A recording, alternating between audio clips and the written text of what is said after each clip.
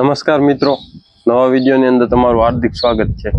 મિત્રો, ખાસ કરીને આજે આપણે જે અખાત્રીજ છે એનું વર્ષના આપણે જે આ લોખંડનો સળિયો છે એથી જોઈએ છે કે આખા વર્ષનો વરસાદ કેટલો પડશે।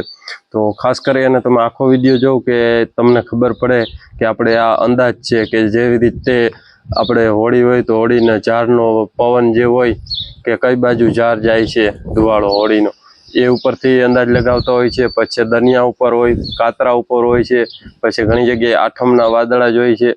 એ જ રીતે મિત્રો આ અખાત્રીજનું ખૂબ હિન્દુ ધર્મની અંદર મહત્વ છે અને એ જે રીતે આપણે ઘણી વખત આજથી 4 થી 5 વર્ષ પહેલાં કે જે પરેશ ગોસ્વામી છે એની એક વખત કીધું હતું કે આ રીતના તમે અંદાજ કરી શકો છો વરસાદનો, અને આપણે 5 વર્ષથી રેગ્યુલર જોઈએ છે, આપણા વિડીયો પણ હશે યુટ્યુબની અંદર।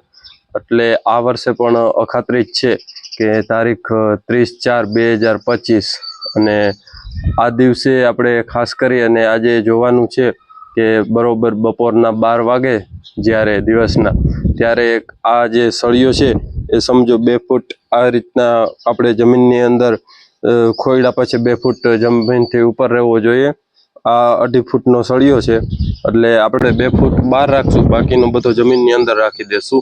અને ત્યાર પછી જે આ પડછાયો તમે જોઈ શકો છો કે આ સાઈડનો પડછાયો છે એ કેટલા ઇંચ હોય એ ઉપરથી આપણે ખબર પડે કે વરસાદ કેટલો થશે આખા વર્ષનો।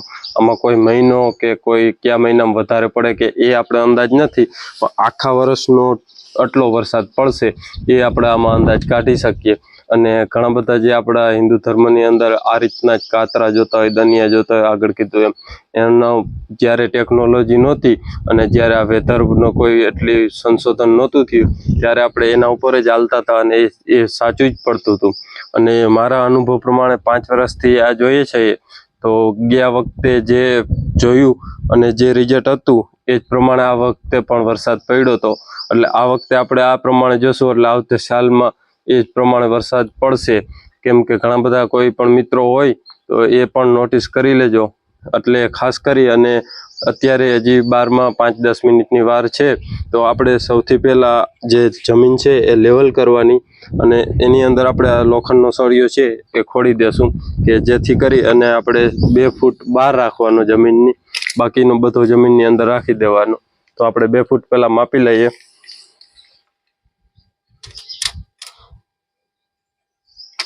તો 2 ફૂટ અહીંયા થાય છે તો આપણે આટલો સળિયો છે જમીનની અંદર રાખી દેશું।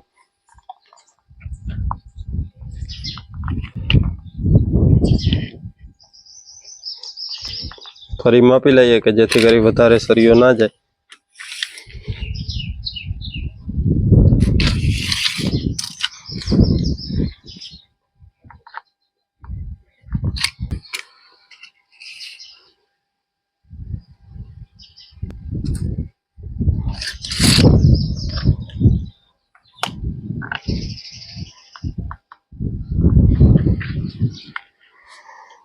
તો મિત્રો હવે 2 ફૂટ થઈ ગયો છે કમ્પ્લેટ। તમે પણ કદાચ કેમેરાની અંદર નહીં બતાવતું હોય, તમે જોઈ શકો આ 2 ફૂટ થયો છે। હવે આમ લેવલ સીધો છે એ ચેક કરી લેવાનું। આ રીતના મિત્રો કમ્પ્લીટ થઈ ગયું છે। હજી 5 મિનિટની વાર છે કે 12 વાગવામાં, જ્યારે રાઈટ ટર્મ રાઈટ 12 વાગશે ત્યારે આપણે આ રીતના માપવાનું કે એનો પડછાયો છે એ કેટલા ઇંચ પડે છે।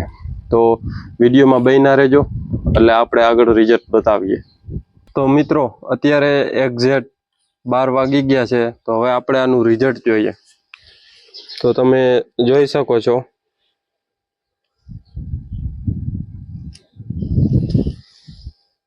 કે બરોબર 6.5 થયું છે, 6.5 ઇંચ એટલે 1 ઇંચનો 10 ઇંચ વરસાદ થાય।